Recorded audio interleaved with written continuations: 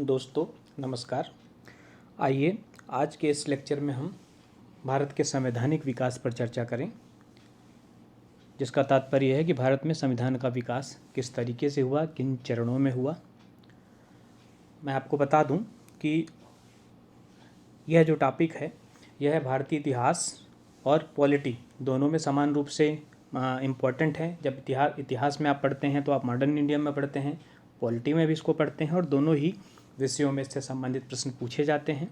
और एक बात और, चूँकि ये थोड़ा सा टफ टॉपिक है, क्योंकि जब भी हम एक्ट की बात करते हैं, अधिनियमों की बात करते हैं, तो विद्यार्थी जो है इन चीज़ों को समझने में थोड़ा चूँकि आसान नहीं होता, तो इससे दूर भागने की कोशिश करते हैं। आपने स्वयं भी देखा होगा।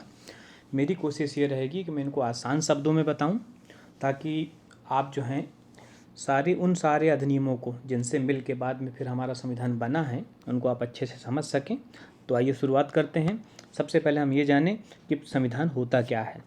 तो संविधान जो है वो नियमों, विनियमों और उपनियमों का एक ऐसा लिखित दस्तावेज होता है जिसके अनुसार सरकार का संचालन किया जाता है। यह किसी देश की राजनीतिक व्यवस्था का बुनियादी ढांचा निर्धारित करता है, या हम इसे ऐसा भी कह सकते हैं कि संविधान एक आईना है जो उस देश के भूत, वर्तमान और भविष्य की झलक जिसके माध्यम से दिखाई देती है। संविधान और राज्य व्यवस्था के अनेक उपादान जो हैं हमने ब्रिटिश शासन से ग्रहण किया है, क्योंकि हमारे देश में ब्रिटिश का शासन था आज़ादी के पहले। और ब्रिटिश शासन द्वारा मतलब अंग्रेजों द्वारा समय समय पर लाए गए विभिन्न अधिनियमों के द्वारा भारतीय सरकार और प्रशासन की जो है विविध रूपरेखा और ढांचा हमारे यहाँ तैयार होती गई।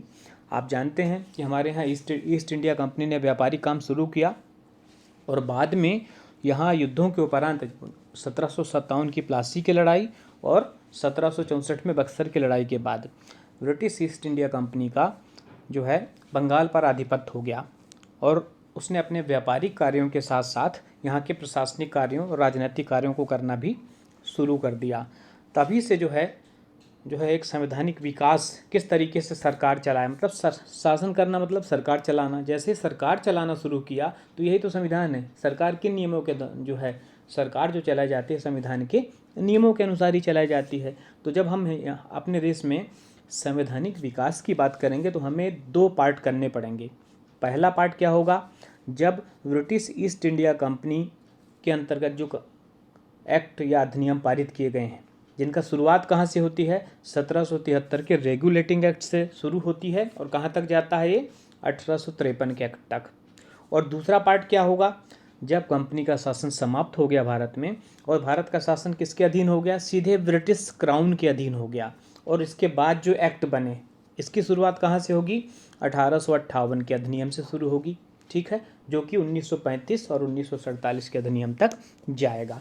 तो जैसा कि आप स्क्रीन पर देख रहे हैं, मैं आपको बता दूं, जो हम ईस्ट इंडिया कंपनी के अंतर्गत पारित एक्ट की बात करें तो इसमें मुख्य रूप से जो है 1773 का रेगुलेटिंग एक्ट, फिर 1784 का पिट्स का इंडिया एक्ट, फिर 1793 का एक्ट, 1813 का एक्ट, 1833 का एक्ट और 1853 का एक्ट। ये जो हो गए ईस्ट इंडिया कंपनी के शासन के अंतर्गत बनाए गए एक्ट हो गए। और ब्रिटिश क्राउन के अधीन बनाए गए एक्ट की बात करें तो 1858 के एक्ट से शुरू होगा, 1861 का, फिर 1892 का, 1909 का, एक बीच में इसमें लिखना भूल गया 1919 का, और फिर 1935 का। 1935 के अधिनियमों जो एक्ट था उसकी मैक्सिमम धाराओं को, ठीक है, लगभग 250 से अधिक अनुच्छेदों को ज्यों कहते हैं भारतीय संविधान में शामिल कर लिया गया। तो आइए हम शुरू करें 1773 के रेगुलेटिंग एक्ट से। तो इसमें मैं आपको बता दूं कि यह पहला एक्ट था और पहली बार भारत में सरकार चलाने के लिए एक संविधान लाया गया। संवैधानिक इसलिए भारत के संवैधानिक जो है इतिहास में इस एक्ट का विशेष महत्व है। इसमें हुआ क्या, पहली बार कंपनी के कार्यों को नियंत्रित और नियमित करने की कोशिश की गई। और ये कोशिश किसने की थी, ब्रिटिश सरकार ने। मतलब हम कह सकते हैं कि ब्रिटिश सरकार द्वारा कंपनी के कार्यों को नियंत्रित और नियमित करने के लिए उठाया गया पहला कदम था ये, जिससे क्या हुआ, कंपनी के कार्यों पे ब्रिटिश शासन का संसदीय नियंत्रण स्थापित हुआ। एक बात। दूसरी बात क्या हुआ, अभी तक चूंकि कंपनी सिर्फ व्यापारिक काम करती थी, राजनीतिक और प्रशासनिक कार्यों का जिम्मा अब लेना शुरू किया था उसने, इसलिए पहली बार कंपनी के प्रशासनिक और राजनीतिक कार्यों को मान्यता मिली। और तीसरा, केंद्रीय प्रशासन की नींव रखी गई। ठीक है, ये 3 चीज़ें हुई। अब इसकी अन्य विशेषताएं और हम देख लें कि इसमें हुआ क्या। बंगाल के गवर्नर का पदनाम बदल दिया गया। बंगाल के गवर्नर को बंगाल का गवर्नर जनरल कहा जाने लगा। और जो मुंबई और मद्रास प्रेसिडेंसी थी, वहाँ के गवर्नर को भी बंगाल के गवर्नर जनरल के अधीन लाया गया। एक बार मैं इसको फिर से स्पष्ट कर दूं, जो अंग्रेजों की 3 प्रेसिडेंसी थी, बंगाल, मुंबई और मद्रास, तो मुंबई और मद्रास में गवर्नर तो होते थे, लेकिन बंगाल को सुप्रीम बना दिया गया और यहाँ के गवर्नर को क्या बना दिया गया, गवर्नर जनरल। अभी हमने देखा ना, केंद्रीय प्रशासन की नींव रखी गई। और मुंबई और मद्रास को भी बंगाल के अधीन लाया गया। ठीक है, तो अब बंगाल के गवर्नर जनरल के अंतर्गत ही मुंबई और मद्रास को ले आया गया। और पहला ये पद किसे मिला, बंगाल के गवर्नर जनरल का, तो बंगाल के गवर्नर जनरल का पहला पद मिला लॉर्ड वारेन हेस्टिंग्स को। मैं आपको ये बता दूं कि हर लाइन में डेटा छुपा हुआ है और प्रारंभिक परीक्षा में हर लाइन से प्रश्न बनेंगे, इसलिए आपको प्रत्येक लाइन बड़े ध्यान से सुनना है। ठीक है, शांत भाव से यदि आप सुनेंगे, सारी चीज़ें खुद ब खुद याद होती जाएंगी। तो लॉर्ड वारेन हेस्टिंग्स ये बंगाल का गवर्नर जनरल बनने वाला पहला व्यक्ति बना। बंगाल के गवर्नर और गवर्नर जनरल में अंतर ये है कि पहले सिर्फ बंगाल का गवर्नर होता था, जो जिसका अधिकार क्षेत्र सिर्फ बंगाल में होता था, लेकिन अब बंगाल के गवर्नर का पदनाम बदलकर बंगाल का गवर्नर जनरल कर दिया गया, जिसके अधिकार क्षेत्र में बंगाल के साथ साथ मुंबई और मद्रास को ले आया गया।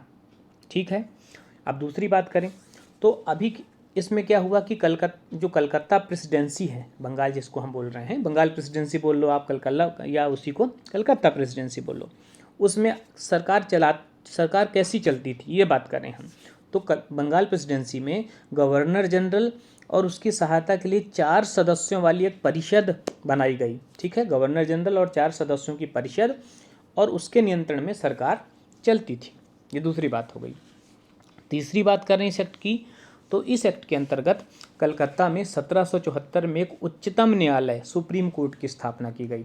अभी आपको पता है कि उच्चतम न्यायालय सुप्रीम कोर्ट नई दिल्ली में, आप उससे जो है कंफ्यूज मत होइए। ड्यूरिंग दैट पीरियड 1774 में एक उच्चतम न्यायालय की स्थापना कलकत्ता में की गई, और जिसमें एक मुख्य न्यायाधीश रखे गए और 3 अन्य न्यायाधीश। तो मुख्य न्यायाधीश कौन थे पहले कलकत्ता में जब पहली बार उच्चतम न्यायालय बना था 1774 में, सर एलिजा एम्पे, इन्हें मुख्य न्यायाधीश बनाया गया था। ये पूछता है कई बार एग्जाम में। और क्या हुआ इसमें, इस एक्ट के तहत पहली बार कंपनी के कर्मचारियों को निजी व्यापार करने और भारतीय लोगों से उपहार और रिश्वत लेने पर प्रतिबंध लगा दिया गया। ठीक है, मतलब काफ़ी हद तक कंट्रोलिंग। अब चूंकि नाम पे चर्चा हो जाए, आपने देखा है कि कंपनी के कार्यों को कंट्रोल करने की कोशिश की गई है, इस एक्ट के माध्यम से रेगुलेट करने की कोशिश की गई है, इसलिए इस एक्ट का नाम क्या था, रेगुलेटिंग एक्ट। ओके, अब अगला आता है इसके बाद 1774 का पिट्स का इंडिया एक्ट।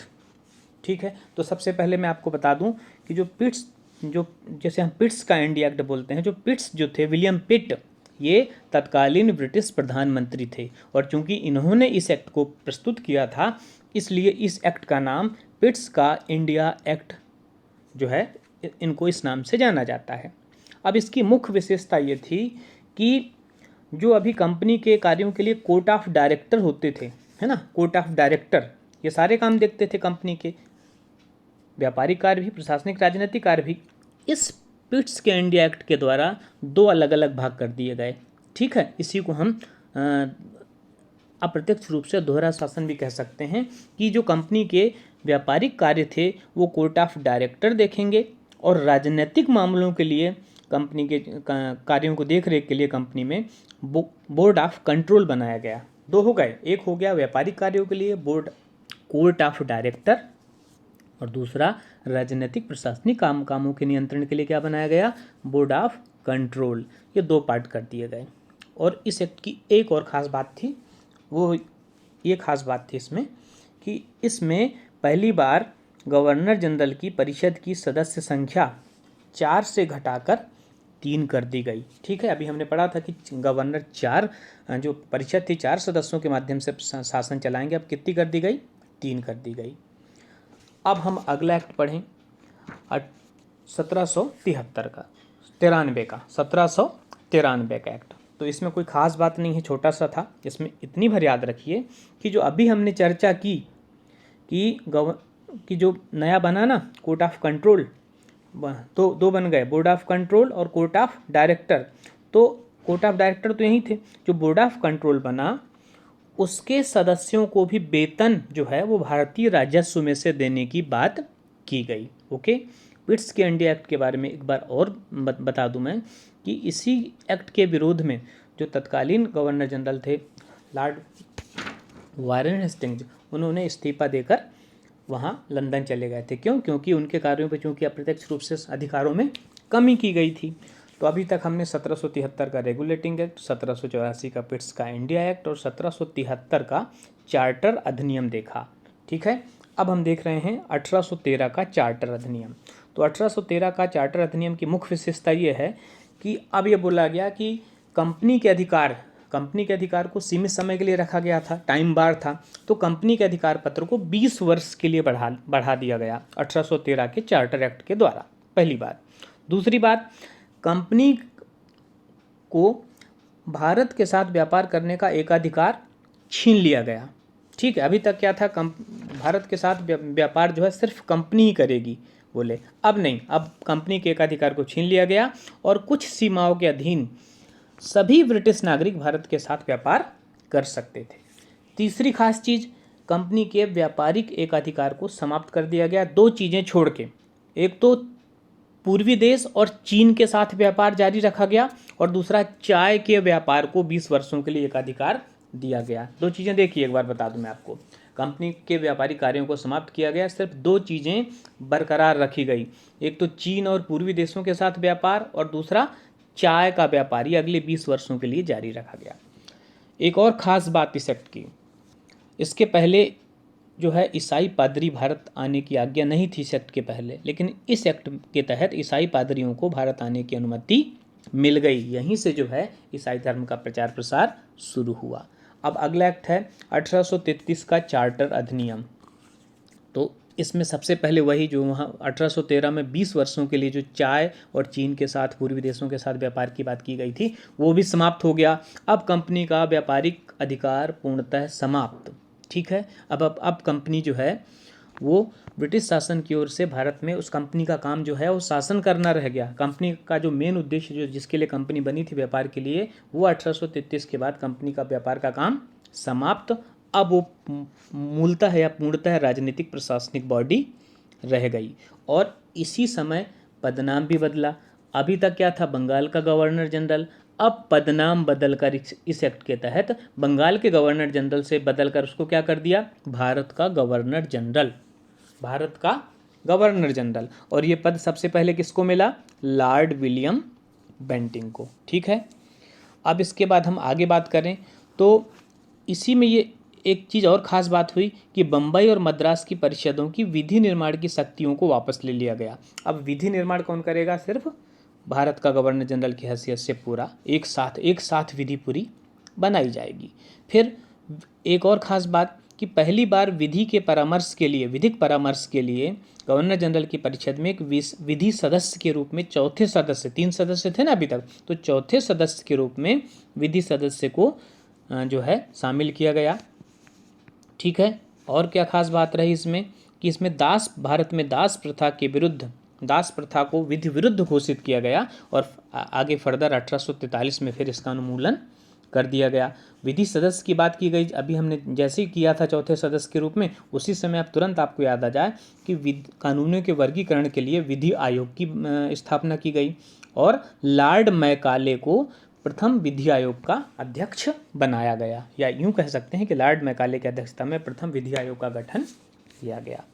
अब 1833 के एक्ट के बारे में हम देखें तो 1833 एक्ट में जो है मुख्य रूप से एक ही प्रावधान है जो आपको याद रखना है, वो ये है कि पहली बार, अभी तक क्या है, सेवाओं में नामजदगी की जाती थी, है ना, नॉमिनेट करके सेवाओं में व्यक्तियों को शामिल कर लिया जाता था। अब उसको नॉमिनेशन वाली चीज़ें ख़त्म कर दी गई। अब कंपनी के महत्वपूर्ण पदों में भर्ती के लिए प्रतियोगी परीक्षाओं के माध्यम से भर्ती की जाएगी, इस बात की व्यवस्था की गई। ये आपको याद रखना है 1853 के एक्ट में। अब ये एक पोर्शन खत्म। अभी तक हम पढ़ रहे थे कि कंपनी के अधीन किस तरीके से भारत में संवैधानिक विकास आया और कौन कौन से एक्ट आए। तो आपको एक बार नाम मैं रिवाइज करा दूं। 1773 का रेगुलेटिंग एक्ट, 1784 का पिट्स का इंडिया एक्ट, 1793 का चार्टर अधिनियम, 1813 का चार्टर अधिनियम, 1833 का चार्टर अधिनियम। एक बात 1813 के चार्टर अधिनियम के बारे में मैं एक बात याद मुझे दोबारा ही बता दूं कि 1813 के चार्टर अधिनियम के तहत भारत में शिक्षा के लिए प्रतिवर्ष 1 लाख खर्च करने का प्रावधान पहली बार किया गया। आइए अब हम देखें कि 1857 की क्रांति हुई और इसके बाद भारत में कंपनी के शासन का अंत हो गया और भारत का शासन सीधे ब्रिटिश क्राउन के अंतर्गत आ गया। और तो जैसे ही 1857 की क्रांति समाप्त हुई और कंपनी के शासन का अंत हुआ, कौन सा अधिनियम आया? 1858 का भारत शासन अधिनियम। अब हम चर्चा करते हैं 1858 के भारत शासन अधिनियम पर। ठीक है, तो इसमें क्या हुआ? सबसे पहला तो यही हुआ कि भारत का शासन जो है वो कंपनी से लेकर ब्रिटिश क्राउन या ब्रिटिश सत्ता के हाथ में डायरेक्ट आ गया। संसद का डायरेक्ट नियंत्रण स्थापित हो गया। और क्या हुआ? इस पे भारत परिषद बनी। ठीक है, और कितने सदस्यों की थी ये? 15 सदस्यों की। 15 सदस्यों वाली भारत परिषद का निर्माण हुआ, जिसमें 8 जो सदस्य थे ब्रिटिश सरकार के थे और जो 7 सदस्य थे वो कंपनी के निदेशक मंडल द्वारा चुने जाते थे। ऐसे सदस्य चुने जाते थे 7 सदस्य जो कंपनी के निदेशक मंडल में 10 वर्ष से अधिक की सेवाएं दे चुके हैं।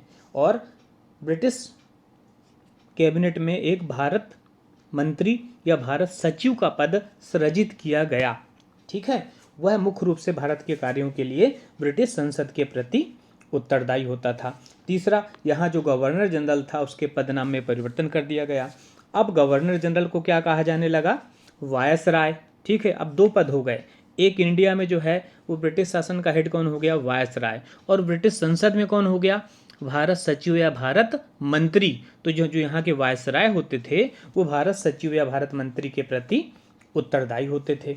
ठीक है, और क्या खास चीज़ें हुई इस 1858 के एक्ट में? भारतीय मामलों पे ब्रिटिश संसद का सीधा नियंत्रण स्थापित हो गया। मुगल सम्राट के पद को समाप्त कर दिया गया। और अभी तक जो हम बात कर रहे थे बोर्ड ऑफ डायरेक्टर और कोर्ट ऑफ कंट्रोल की, उनको भी समाप्त कर दिया गया। ठीक है, और पदनाम तो बदल ही दिया गया। अब हम बात करें उस पदनाम की कि पहला वायसराय कौन बना। ठीक है, तो जो गवर्नर जनरल था अभी तक वही वायसराय का पदनाम, उसको पदनाम पर बदला, व्यक्ति तो वही रहेगा। तो लॉर्ड कैनिंग थे उस समय, इसलिए लॉर्ड कैनिंग को ही भारत का पहला वायसराय बना दिया गया। अब आता है 1861 के एक्ट में। ठीक है, तो मैं आपको बता दूं कि 1861 और 1892 ये छोटे छोटे हैं, इसमें आपको ज़्यादा ध्यान नहीं देना, एक एक 2 पॉइंट देखना है। आपको मेन फोकस करना है 1909, 1919 और 1935 में। तो आइए 1861 पे थोड़ा सा चर्चा कर लें। इसमें सबसे पहले क्या हुआ? गवर्नर जनरल की कार्यकारिणी परिषद का विस्तार किया गया। दूसरा, पहली बार भारत में विभागीय प्रणाली शुरू की गई। और तीसरा, भारत में गवर्नर जनरल को पहली बार अध्यादेश ऑर्डिनेंस जारी करने की शक्ति दी गई। ठीक है, अध्यादेश जिसे आप जानते हैं संविधान के अनुच्छेद 123 में है। तो मैं एक बार फिर से बता दूं कि गवर्नर जनरल की कार्यकारिणी परिषद का विस्तार, विभागीय प्रणाली का प्रारंभ और अध्यादेश जारी करने की शक्ति 1861 के अधिनियम, भारत शासन अधिनियम के द्वारा दी गई। ठीक है, 1861 के बाद आता है 1892 का अधिनियम। तो इसमें भी 1-2 चीज़ें आप याद रखें। अप्रत्यक्ष चुनाव प्रणाली की शुरुआत हुई 1892 से, और साथ ही बजट पर बहस करने और प्रश्न पूछने की शक्ति दी गई 1892 में। अब 1909 के एक्ट के बारे में देखें। तो 1909 के एक्ट को ही मार्ले मिंटो एक्ट या मार्ले मिंटो सुधार अधिनियम कहा जाता है। ठीक है, तो यहाँ आप मार्ले और मिंटो 2 व्यक्ति थे, अलग थे। जो मार्ले थे ये भारत सचिव या भारत मंत्री थे जो ब्रिटेन में बैठते थे, अभी चर्चा हुई अपनी। और जो मिंटो थे ये तत्कालीन यहाँ के वायसराय थे। ठीक है, तो पहला चूंकि भारत सचिव जो है वायसराय से बड़ा पद है, इसलिए पहले मार्ले का नाम आया और फिर वायसराय मिंटो का नाम आया और इस एक्ट को बोला गया मार्ले मिंटो एक्ट। इस एक्ट की खास विशेषता ये थी कि इस एक्ट में पहली बार मुस्लिम समुदाय के लिए पृथक प्रतिनिधित्व का उपबंध किया गया, जिसका तात्पर्य ये था कि मुस्लिम सदस्यों का चुनाव भी मुस्लिम मतदाता ही कर सकते थे।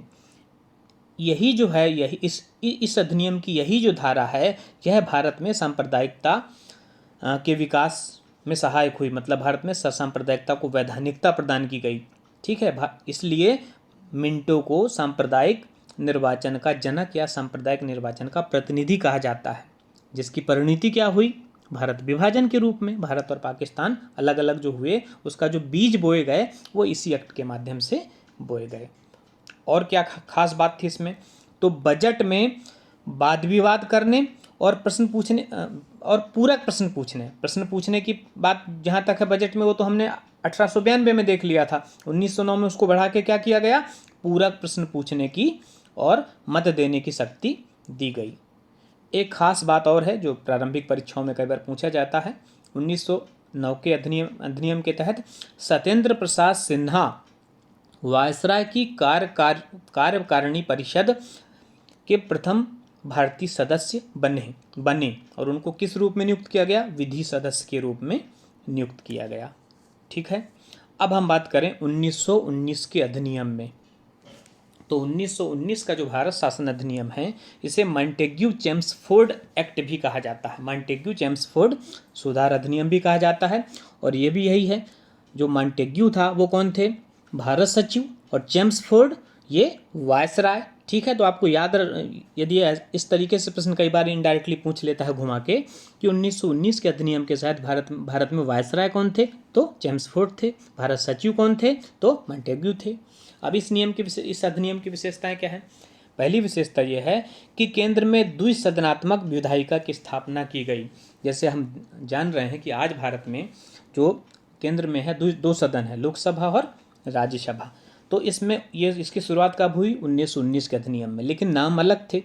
जो राज्यसभा है, उच्च सदन, उसका नाम क्या था उस समय, राज्य परिषद। और जो दूसरा निम्न सदन है लोकसभा, उसका नाम क्या रखा गया था, केंद्रीय विधान सभा। तो पहली बार 1919 के अधिनियम में केंद्र में द्विसदनात्मक विधायिका बनी। प्रथम सदन जो था उच्च सदन राज्य परिषद और द्वितीय निम्न सदन केंद्रीय विधान सभा। एक बात। दूसरी बात, दोनों ही सदनों को समान अधिकार थे। अंतर क्या था, बजट में स्वीकृत करने का अधिकार निचले सदन मतलब केंद्रीय विधान परिषद को ही था।